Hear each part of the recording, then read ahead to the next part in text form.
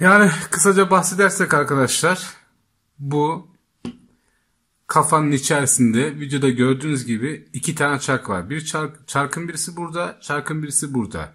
Yerinden çıkıyor, yani şu pim dolayısıyla gevşiyor ve bu artık dönmüyor. Bu pimi oturtacaksınız yerine. Hiç açmadan da yapabilirsiniz bunu. Buradan bastırıp bu ikisinin birbirine birleşmesini sağlıyorsunuz. Bu sayede çalışıyor. Yani arızalı olan bu. Bunda sıkıntı yok.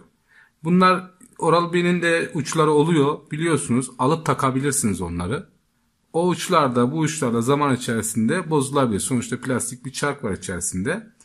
Ama bu pimlerin gevşediğini düşünüyorum ben. Aldığınızda bozuksa bu pimi oturtun. Oturtmanıza rağmen çalışmıyorsa götürün verin tabii ki. Ama arızalı olan parça bu. Bunda bir sıkıntı yok. Zaten test edebilirsiniz. Videomu izlediğiniz için teşekkür ederim. Kanalıma abone olmayı unutmayın. Başka bir videomuzda görüşmek üzere.